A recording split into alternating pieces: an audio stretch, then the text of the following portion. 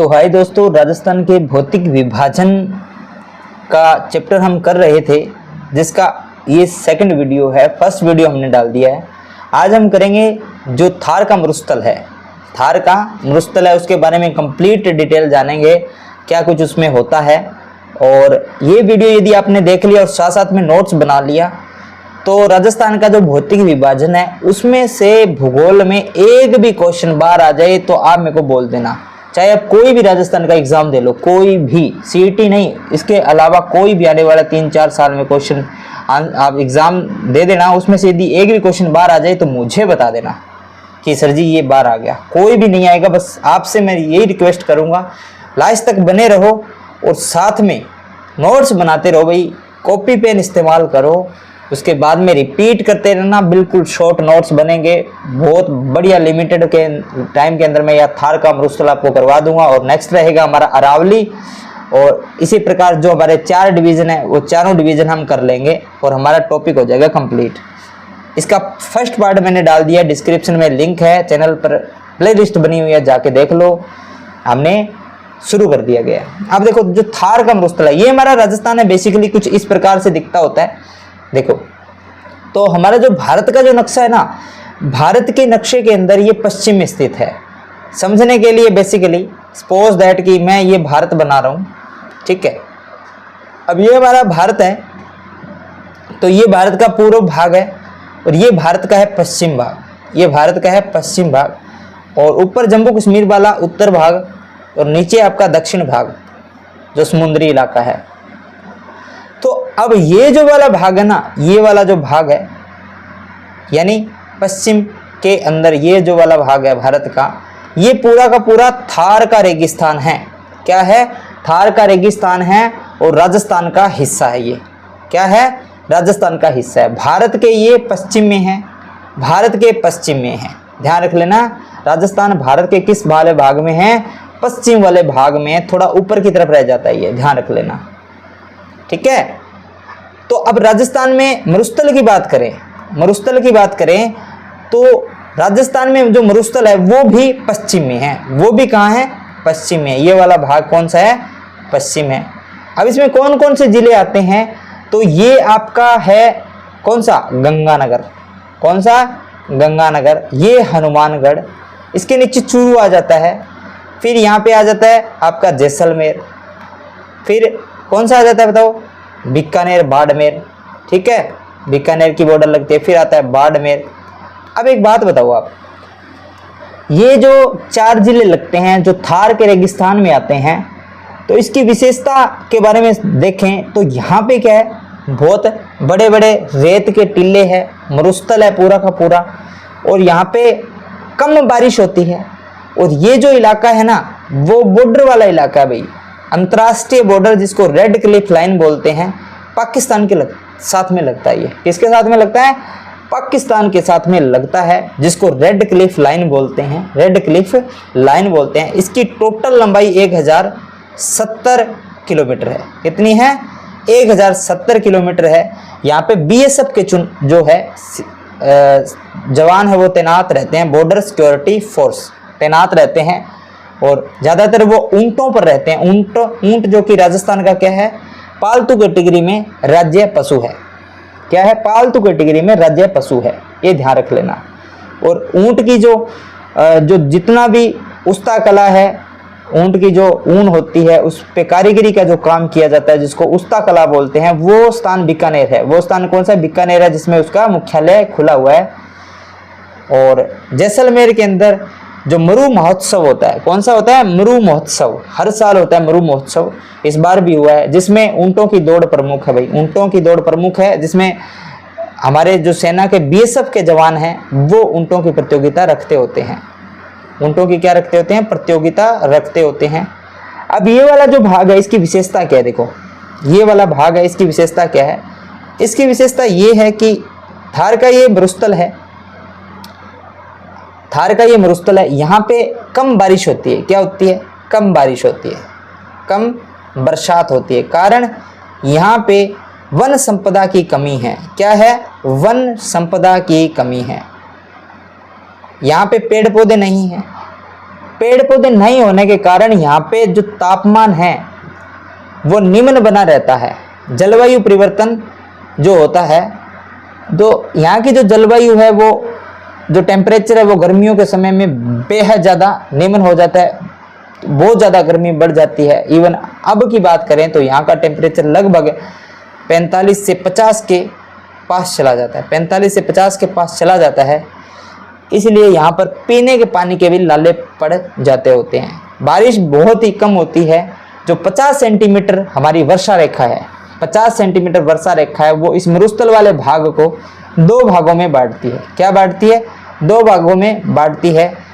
Okay, और इस मरुस्थल को और बाकी के राजस्थान को डिवाइड कौन करती है? तो ये करती है हमारी अरावली पर्वत श्रृंखला, जो कि गुजरात के खेड़ ब्रह्मा से निकलती है और झुंझुनू के खेतड़ी तक जाती है। झुंझुनू के खेतड़ी जो तांबा के लिए उपयोगी है वहां तक ही जाती है।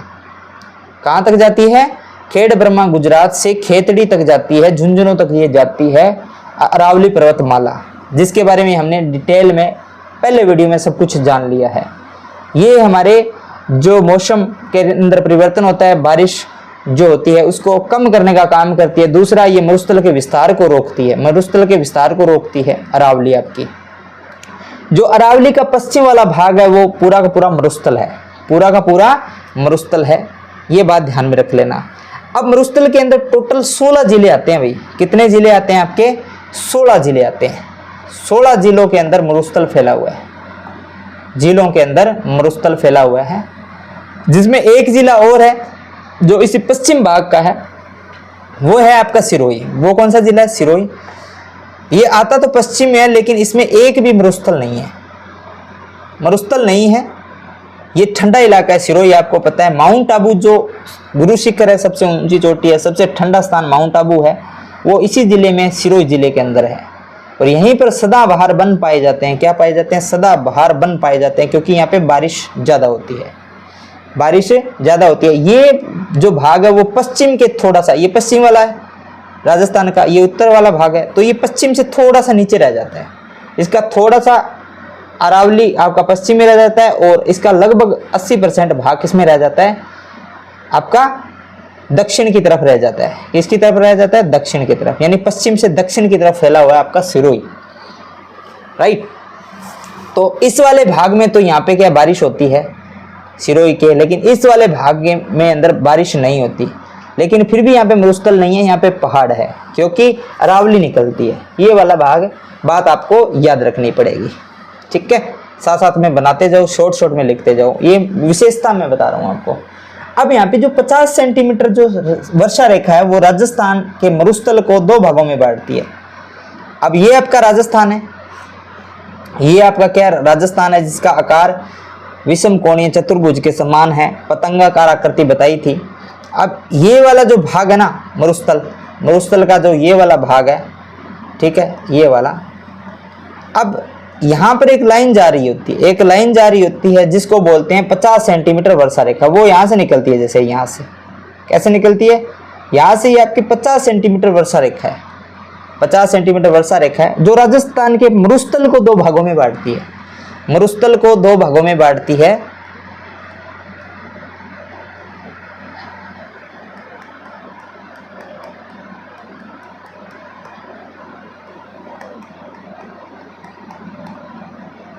कौन बांटती है भाई? 50 सेंटीमीटर वर्षा रेखा। कौन कौन सा भाग है? तो ये 2 भागों में बांटती है। पहला भाग है शुष्क भाग। कौन सा? शुष्क। और दूसरा है अर्धशुष्क। अब जो शुष्क है ना, उसमें कौन कौन से भाग आते हैं वो देखो। तो शुष्क के अंदर आपके बेसिकली जो बॉर्डर वाले 4 जिले हैं वो तो आते ही आते हैं। कौन कौन से भाई बताओ? शुष्क के अंदर कौन कौन से आते हैं? एक तो आपका हो गया जैसलमेर, एक हो गया बीकानेर, एक हो गया बाड़मेर। ये शुष्क के अंदर आते हैं, पूर्णतः शुष्क प्रदेश में आते हैं। जैसलमेर, बाड़मेर, बीकानेर। और अब इसमें 2 जिले और जुड़ गए हैं आपके, वो है फलोदी और बलोतरा। तो ये जो है ना शुष्क में आते हैं। शुष्क में कौन कौन से आते हैं? तो एक तो जैसलमेर, एक तो आपका है जैसलमेर, लिख लो, बना लो नोट्स। एक इसके बाद में आता है आपका बाड़मेर, उसके बाद में आता है आपका बीकानेर। वैसे जिले याद रखने की जरूरत नहीं है आपको, फिर भी कई बार एग्जाम में क्वेश्चन पूछ ले। ऐसे आजकल जो एग्जाम में क्वेश्चन आ रहे हैं वो पूरे कंसेप्ट के हिसाब से आ रहे हैं, तो आपको कंसेप्ट के हिसाब से पूछा भी जा सकता है। तो चौथा जिला कौन सा हो गया? चौथा जिला आपका हो गया बीकानेर आ गया, ठीक है। और फलोदी, कौन सा? फलोदी, जो अभी नया जिला बना है फलोदी। और वर्तमान की बात करूं तो ये सबसे गर्म स्थान रिकॉर्ड किया गया है फलोदी को, सबसे ज़्यादा गर्मी रिकॉर्ड की गई है हाल ही में फलोदी के अंदर। ये करंट का, उससे पहले सबसे गर्म स्थान के अंदर आता था आपका कौन सा? आपका जिला तो चूरू है लेकिन स्थान आता था सम, जो जैसलमेर के अंदर है। इस बार फलोदी को रिकॉर्ड किया गया है, फलोदी के अंदर सबसे ज़्यादा टेम्परेचर रिकॉर्ड किया गया है। फलोदी के बाद में आता है बाड़मेर, बालोतरा, कौन सा? बालोतरा। ये बालोतरा भी नया जिला बना है आपका, बालोतरा भी नया जिला बना है, जो बाड़मेर जैसलमेर के कुछ हिस्से को मिला करके बनाया गया बालोतरा को। तो ये जो 5 जिले हैं ना आपके, ये शुष्क प्रदेश में आते हैं। शुष्क प्रदेश का अर्थ क्या है? यहाँ पे 0 से लेके 25 सेंटीमीटर तक बरसात होती है। कितनी होती है? 0 से लेके 25 सेंटीमीटर तक बरसात होती है। कई बार यहाँ पे बारिश हो जाती है, कई बार यहाँ पे बारिश नहीं होती, न के बराबर होती है। एक स्थान है जो आपका जैसलमेर का सम है, कौन सा? जैसलमेर का सम, वो पूर्णतया वनस्पति रहित है। जैसलमेर का सम वो क्या? पूर्णता वनस्पति रहित है, वनस्पति रहित है, क्योंकि यहाँ पे न के बराबर बारिश होती है, न के बराबर बरसात।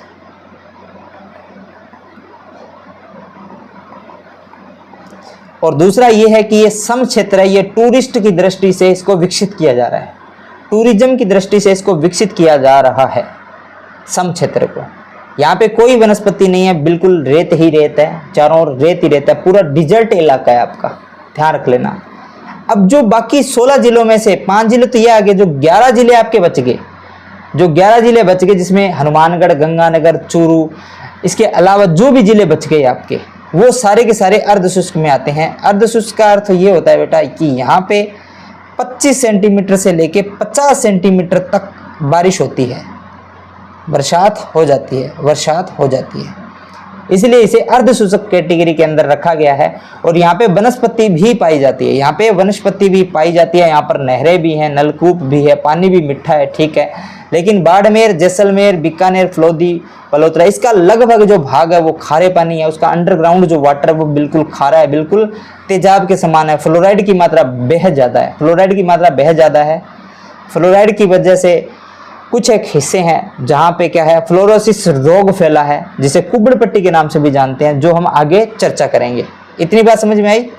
चलते हैं आगे। अब देखो जी, 50 सेंटीमीटर वर्षा रेखा के बारे में पता लग गया। अब जो थार का जो रेगिस्तान है ना आपका, वो थार का जो रेगिस्तान है, इसकी क्षेत्रफल की बात करें तो कितना है? ये है आपका 62% भाग पर फैला हुआ है, भाग पर फैला हुआ है, और इस पर लगभग 40% जनसंख्या रहती है। ये मैंने पिछले वीडियो में भी बताया था आपको, जनसंख्या निवास करती है। शॉर्ट में लिख लेना कि 40% थार का मरुस्थल है, जिसमें 40% जनसंख्या निवास करती है, और जो बाकी बच गया वो वीरान इलाका पड़ा हुआ, बंजर भूमि पड़ी हुई है। यहाँ पर बारिश हो जाती है कई बार उन 11 जिलों में, 4-5 जिलों में तो वैसे शुष्क वाला तो वैसे ही भाग खाली है, वहाँ पे तो बारिश नामात्र होती है। लेकिन जो 11 जिले हैं वहाँ पे बारिश होती है, तो वहाँ पे फसलें होती है, वहाँ पे कुछ एक मात्रा में फसलें होती है, जिसमें जो गंगानगर और हनुमानगढ़ है, गंगानगर और हनुमानगढ़, यहाँ पे क्या है, यहाँ पे एक नदी बहती है जिसका नाम है घग्गर नदी। कौन सी नदी है? घग्गर नदी, घग्गर बोलते हैं जिसको, है आता है घग्गर नदी। इस नदी की वजह से ये बेल्ट है वो क्या है? कृषि बेल्ट है। क्या, कौन सा बेल्ट है? ये कृषि बेल्ट है। और यहाँ पे कपास, धान की खेती प्रचुर मात्रा में होती है, और पूरे राजस्थान में ये 2 जिले हैं जहाँ से भरपूर मात्रा में कृषि की जाती है। इसीलिए इन दोनों जिलों को क्या कहा जाता है? धान का कटोरा भी कहा जाता है। क्या कहा जाता है? धान का कटोरा, ध्यान रख लेना। जो कि ये दोनों जिले अर्ध शुष्क भाग में आते हैं। दोनों जिले किस में आते हैं? अर्ध शुष्क भाग में आते हैं। गगर नदी को इन दोनों जिलों में किस नदी नाम से जाना जाता है? तो इन दोनों जिलों में इसे नाली के नाम से जाना जाता है, नाली के नाम से जाना जाता है। और कहा जाता है कि ये प्राचीन में सरस्वती नदी का स्वरूप थी। प्राचीन में क्या थी? ये सरस्वती नदी थी जो विलुप्त हो गई थी। सरस्वती नदी का क्या है? विलुप्त रूप है ये आपकी गग्गर नदी, जिसे नाली कहते हैं। ये आगे आपकी बेसिक बात। चलें आगे, बना लो, साथ साथ में नोट्स बनाते रहो। अब देखो, अब जो मरुस्थल का जो विस्तार है ना, वो कहां से कहां हो रहा है? ये हमारा राजस्थान है, और इसमें क्या मरुस्थल का विस्तार कहां से कहां तक है? ये वाली बात ध्यान में रखने वाली है। ये है आपका पश्चिम भाग, ये है आपका पूर्व भाग। तो जो मरुस्थल का जो विस्तार है वो आपका पश्चिम से पूर्व की ओर लगातार हो रहा है। क्या है? पश्चिम से पूर्व की ओर लगातार ये विस्तार होता जा रहा है। और बीच में आ जाती है आपकी अरावली, बीच में आ जाती है आपकी अरावली, जो इस विस्तार को रोकने का काम करती है। यदि अरावली न हो तो पूरा जो आपका राजस्थान है वो मरुस्थल में तब्दील हो जाएगा। और ये जो रेत है ये दिल्ली से लेकर पूरे आपके पूरे भारत के पूर्व तक जाएगी भाई, पूर्व तक जाएगी। ये यहाँ से पूरे भारत को कवर कर लेगी। इतना बड़ा काम हो सकता है यदि अरावली न हो तो। अरावली इस रेगिस्तान को रोकने के, इसके विस्तार को रोकने का काम करती है। अब एक बात याद रख लो, रेगिस्तान का ये लगातार हो रहा विस्तार मरुस्थलीकरण कहलाता है। क्या कहलाता है? मरुस्थलीकरण। अब रेगिस्तान का ये जो विस्तार हो रहा है, मिट्टी आगे आगे बढ़ती जा रही है, उसको बोलते हैं मरुस्थलीकरण। क्या बोलते हैं? मरुस्थलीकरण। यानी मरुस्थल का धीरे धीरे पूर्व की ओर बढ़ना, आगे बढ़ना मरुस्थलीकरण कहलाता है। इसे ही मार्च करना कहते हैं। क्या कहते हैं? मार्च करना। मार्च करना, जैसे सैनिक मार्च करते हैं ना, सैनिकों मार्च मतलब सैनिक धीरे धीरे आगे बढ़ना प्रारंभ होते हैं। उसी प्रकार ये जो मरुस्थल है ना, वो भी क्या धीरे धीरे रेत की आंधियों की वजह से क्या धीरे धीरे आगे बढ़ रहा है। आंधियां मतलब जो जैसलमेर और बाड़मेर है ना, वहां पे 15 किलोमीटर प्रति घंटे की रफ्तार से हवाएं चलती है। क्या चलती है? हवाएं चलती है, जो पश्चिम से पूर्व की ओर चल रही है, जो पश्चिम से पूर्व की ओर चल रही है। इसीलिए जो रेत है वो धीरे धीरे पूर्व की ओर बढ़ रही है। और यदि अरावली न हो तो इस रेत को रोक पाना संभव नहीं है। इसीलिए अरावली इस मरुस्थलीकरण को रोकने का काम करती है। आगे बढ़े, चलते हैं जी आगे। अब देखो, अब ये पूछा जा सकता है, ये क्वेश्चन आया हुआ है कि मरुस्थलीकरण किसे कहते हैं? तो मरुस्थलीकरण यानी मरुस्थल का आगे बढ़ना मरुस्थलीकरण कहलाता है। यदि आपको मरुस्थलीकरण और मार्च देखना है तो आप चले जाओ नाचना गांव जैसलमेर। नाचना गांव जैसलमेर। अब ये गांव कहाँ पर है? ये है जैसलमेर के अंदर, जैसलमेर जिले के अंदर ये गांव है नाचना। नाचने जाना, नाचना। वहां पे आप मरुस्थलीकरण को देख सकते हो। वहां पे मरुस्थलीकरण देख सकते हो, यानी रेत उड़ती हुई इस साइड में जो धोरा होता है मिट्टी का, वो कुछ टाइम के लिए यहाँ रहता है। दूसरी बार जब आप कुछ टाइम बाद देखोगे तो ये मिट्टी का जो धोरा है वो इधर आ जाता है, उड़ के यहाँ से साफ हो जाता है, यहाँ आ जाता है। कुछ देर बाद आप देखोगे कि यहाँ आ गया। ये खेल वहाँ पे देखा जा सकता है, अपनी आंखों से देखा जा सकता है, क्योंकि यहाँ पे चलती है 15 किलोमीटर प्रति घंटा की रफ्तार से हवा। क्या चलती है? हवा। और गर्मियों में बहुत भारी गर्म हवा चलती है, जिसको बोलते हो लू। क्या बोलते हो? लू। गर्मियों में चलने वाली जो गर्म हवा है वो है लू। और सबसे ज़्यादा लू चलती है वो चलती है श्री गंगानगर जिले में। श्री गंगानगर में कितने दिन चलती है बच्चों? तो ये लगभग चलती है आपकी 27 दिन। 27 दिन चलती है ये, 27 दिन लू चलती है गंगानगर में। और जो हवा के जो भंवर इस तरीके से ऊपर उठते हैं एक साथ, उसको बोलते हैं बम्बुड़िया। क्या बोलते हैं? बम्बुड़िया बोलते हैं। जो हवा के भंवर बन जाते हैं आंधी टाइप से इस तरीके से और उड़ते रहते हैं, साथ में पॉलीथीन कागज वगैरह को उठा लेते हैं, उसको बोलते हैं बम्बुड़िया। क्या बोलते हैं? बम्बुड़िया। अब आपसे ये क्वेश्चन पूछ ले कि बम्बुड़िया क्या है, तो गर्म हवा के भंवर आंधी नुमा जो कि एक चक्रवात कितना ऊपर उठते हैं और आगे बढ़ते रहते हैं, जिसको भंबोड़िया बोलते हैं। सर्वाधिक भंबोड़िया कहाँ चलते हैं? तो गंगानगर में चलते हैं। कहाँ चलते हैं? गंगानगर में। ध्यान रख लेना, गंगानगर में चलते हैं। कितने दिन चलते हैं भाई? 27 दिन चलते हैं। 27 दिन चलते हैं। आंधियां भी 27 दिन चलती हैं, गर्म आंधियां, जिसे लू कहते हैं, जिसे कहते हैं लू। ओके, आई थिंक यहां तक आपको समझ में आ गया होगा। मैं आपको पूरा कंसेप्ट वाइज पढ़ा रहा हूं। यदि आप पढ़ लेते हो तो आपको कहीं कुछ भी दिक्कत नहीं आएगी, ये मेरी आपकी गारंटी है। ठीक है, अब देखो, जो थार का रेगिस्तान है वहां पे सबसे ज्यादा उल्कापिंड गिरते हैं। क्या गिरते हैं? उल्कापिंड। अभी उल्कापिंड क्या होते हैं बेटा? उल्कापिंड होते हैं जो धरती पर, जो आसमान से जो चट्टानें टूट करके गिरती है। आसमान में बहुत सारे ग्रह है, पिंड है, जो कई बार क्या आपस में टकराने से टूट जाते हैं और धरती की तरफ गिर जाते हैं। तो सबसे ज्यादा थार का रेगिस्तान है ना, वहां पे ये उल्कापिंड देखने को मिलता है। और ये स्थान विश्व में है, विश्व में सबसे प्रसिद्ध स्थान है जहां पर उल्कापिंड गिरते हैं। भाई विश्व में सबसे ज्यादा उल्कापिंड इसी स्थान पर गिरते हैं, थार के रेगिस्तान में। कहाँ गिरते हैं? थार के रेगिस्तान में। और ये विश्व का सबसे घना, सर्वाधिक आबादी और जैव विविधता वाला मरुस्थल है। और एक बात है, ये जो मरुस्थल है ना, वो अफ्रीका के, जो अफ्रीका इस साइड में कौन सा देश है? हमारे अफ्रीका देश है भाई। और अफ्रीका का एक मरुस्थल है जिसे बोलते हो सहारा मरुस्थल। सहारा मरुस्थल, और सहारा मरुस्थल का भाग है जो है पेलियो। क्या है? पेलियो। पेलियो। तो ये जो मरुस्थल है ना हमारे वाला, वो पेलियो के पूर्व में स्थित है भाई। पेलियो के पूर्व में स्थित है, ध्यान रख लेना। अफ्रीका के पेलियो मरुस्थल के, हमारा जो राजस्थान का मरुस्थल है, जो राजस्थान का मरुस्थल अफ्रीका के पेलियो मरुस्थल का नाम है, जो सहारा मरुस्थल का भाग है। पेलियो के, अफ्रीका के पेलियो मरुस्थल के पूर्व में है भाई, पूर्व में स्थित है। हमारे वाला जो मरुस्थल है ना, वो अफ्रीका के पेलियो के पूर्व में है। जो सपोज कि यहाँ पे कौन सा है? ये वाला अफ्रीका है, तो ये अफ्रीका का पूर्व वाला भाग है। तो यहाँ पे जिनका पेलियो जो मरुस्थल है, उसके पूर्व के अंदर ये पूर्व वाला भाग है ना, तो ये वाला हमारा मरुस्थल है।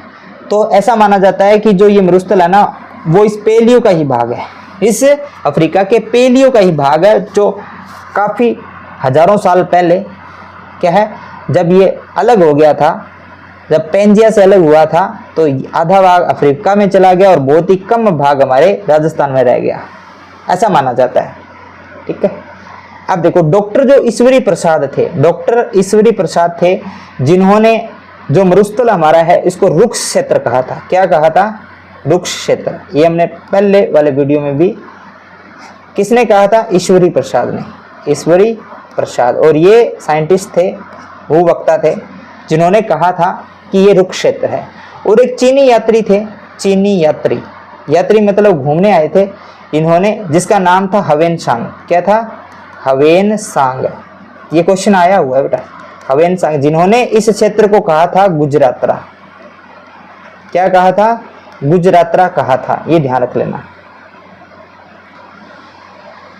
अब बात करते हैं अपने मरुस्थल की आगे की कड़ी। तो एक इसमें आता है आपका लाठी सीरीज। लाठी सीरीज, इस पे काफी बार क्वेश्चन आया हुआ, लाठी सीरीज।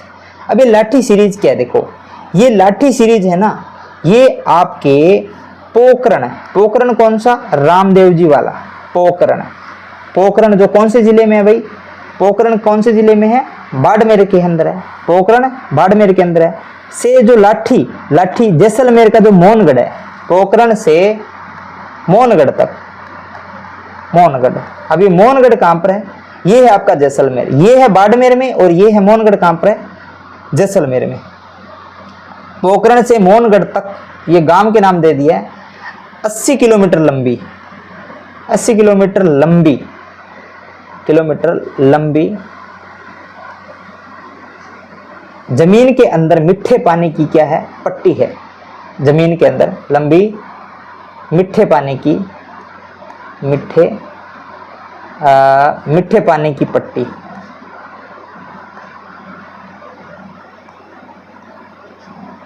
मीठे पानी की पट्टी पाई गई। ये जमीन के अंदर है। कहाँ? ये अंदरूनी जमीन के अंदर, जमीन के अंदर है। 80 किलोमीटर लंबी ये पट्टी है जो पोखरण से मोहनगढ़ तक जाती है, जमीन के अंदर है। और यहाँ पर जितने भी कुएं हैं तो उनसे जो पानी निकलता है एकदम मीठा निकलता है। बाकी का जो इलाका है ना, यहाँ पे एकदम खारा पानी है, खारा एकदम तेजाब है पूरा का पूरा, कोई वनस्पति भी नहीं उग सकती उस पानी के अंदर, पूरा नमक है एकदम। तो लेकिन जो ये 80 किलोमीटर लंबी पट्टी है पोखरण से मोहनगढ़ तक, यहाँ पर मीठा पानी है, बिल्कुल बिल्कुल मीठा पानी है। कहा जाता है कि ये भी सरस्वती नदी का विलुप्त रूप है। ये भी क्या है? सरस्वती नदी यहाँ से जाती थी, जो अंडरग्राउंड हो गई, विलुप्त हो गई, तो उसी का ये भूगर्भिक जल पट्टी उसी से निर्मित हो गई। और इस पट्टी को किसने खोजा था? तो इसको खोजा था काजरी के वैज्ञानिकों ने। काजरी, जिसको इंग्लिश में लिखते हैं KAZRI, काजरी। काजरी के वैज्ञानिकों ने इसे खोजा था। और काजरी का जो मुख्यालय है वो कहाँ पर है भाई? ये है आपका, कहाँ पर है बताओ? जोधपुर के अंदर। कहाँ पर है? जोधपुर के अंदर है। अब इस वैज्ञानिकों ने इस लाठी सीरीज को खोजा था। लाठी सीरीज को खोजा था, किसकी मदद से खोजा था? जब वैज्ञानिकों ने रिसर्च की थी तो यहाँ पे घास पाया गया। कौन सा घास पाया गया? धामण और सीवण। कौन सा पाया गया? एक तो होता है धामण, एक होता है सीवण। कौन सा होता है? सीवण। कई बार क्वेश्चन आया हुआ है कि धामण क्या है और सीवण क्या है। तो थार के रेगिस्तान में पाए जाने वाले घास की किस्में हैं। क्या है ये? थार के रेगिस्तान में पाए जाने वाली घास की किस्में हैं धामण और सीवण। और ये मिट्टी घास होती है, पौष्टिक घास होती है पशुओं के लिए। और ये गर्मी के अंदर भी हरी भरी रहने वाली घास होती है, मिट्टी घास होती है। तो जब पाया गया कि इतनी पट्टी के अंदर अंदर सिर्फ ये घास है जो रेगिस्तान में बाकी किसी भी क्षेत्र में उग ही नहीं सकती, तो वैज्ञानिकों ने अंडरग्राउंड जब इस चीज की खोज की तो पाया गया कि यहाँ पर नीचे मीठा पानी है। यहाँ पे क्या है? मीठा पानी है। समझ आया? तो फिर एक नलका लगाया गया, एक नल लगाया गया, नलकूप लगाया गया, जिसका नाम रखा गया चंदन नलकूप। क्या नाम रखा गया? चंदन नलकूप। चंदन नलकूप। अब इस चंदन नलकूप को लगाया तो यहाँ से पानी निकला एकदम मीठा पानी। क्या निकला? मीठा पानी। तो इसलिए इस चंदन नलकूप को कहा गया, क्या कहा गया बताओ? थार का घड़ा। क्या कहा गया? थार का घड़ा। भाई ये एक प्रकार का ऐसा घड़ा है जिससे में हमेशा मीठा पानी रहता है। थार का घड़ा जो थार के रेगिस्तान के अंदर मीठे पानी की सप्लाई करता है, चंदन नलकूप। अब क्या है भाई? वर्तमान में इस स्थान पर जो लाठी सीरीज है ना, वर्तमान में यहाँ पे 500 रिचार्ज कुएं लगाए जा रहे हैं। 500 रिचार्ज कुएं। रिचार्ज कुएं क्यों लगाए जा रहे हैं? रिचार्ज कुएं क्या होते हैं कि जो बारिश का पानी है ना वो इस क्षेत्र के अंदर चला जाए, यानी पट्टी के अंदर चला जाए, ताकि इस पट्टी के अंदर जो पानी बाहर निकला है अब तक, जितना पानी यूज किया है उसकी पूर्ति की जा सके। भाई ये पानी कभी समाप्त न हो, इसलिए यहाँ पे रिचार्ज कुएं सरकार ने लगाने के लिए बजट दे दिया। 500 रिचार्जेबल कुएं इस लाठी सीरीज में। इस कुओं के अंदर से क्या है, जो बारिश का पानी होगा वो जमीन के अंदर जाएगा और लाठी सीरीज का जो ये पानी है, अंडरग्राउंड पानी है, इसमें जो कमी आई है उसको पूरित कर देगा, पूरा कर देगा भाई। यानी ये पानी कभी खत्म नहीं होना चाहिए, जो मीठा पानी है वो कभी खत्म नहीं होना चाहिए। इसलिए सरकार ने यहाँ पे 500 रिचार्ज कुएं लगा दिए गए हैं जो अंडरग्राउंड वाटर की क्षमता को बढ़ा देगा।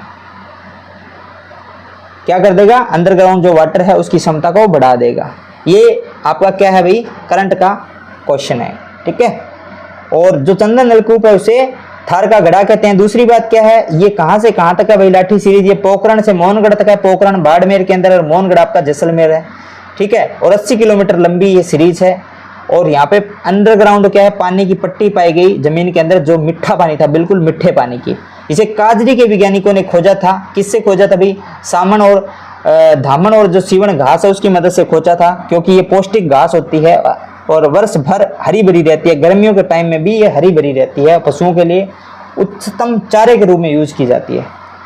और रेगिस्तान का ये खास की किस्म है, ध्यान रख लेना। अब आगे चलते हैं। अब दूसरा है भाई आपका जैसलमेर के अंदर पाया जाता है Akal wood fossil park. Akal wood fossil park, इसके बारे में बहुत सारे क्वेश्चन आते हैं। आकलवुड फॉसिल, फॉसिल क्या होता है भाई? फॉसिल पार्क, ये भी आपका जैसलमेर में पाया गया। थार के अंदर ये पार्क है। जो इसमें क्या है बताओ? इसमें है कि आपका लगभग लगभग 17-18 करोड़ साल पहले, 17-18 करोड़ साल पहले की चट्टानें और जीवों के अवशेष मिले हैं यहाँ पे। क्या मिले हैं? 17 से 18 करोड़ साल पहले, जुरासिक काल, करोड़ साल पहले जुरासिक काल था, जो जुरासिक काल पहले के जीवों के अवशेष मिले हैं। जीवों, चट्टानों व लकड़ी के अवशेष मिले हैं, लकड़ी के अवशेष जो आज भी वहाँ पर है, आप देख सकते हो जाकर के, अवशेष मिले हैं। और ये कहाँ पर है भाई? ये कहाँ पर है? तो ये है आपके जैसलमेर जिले के अंदर। कहाँ पर है ये? जैसलमेर में।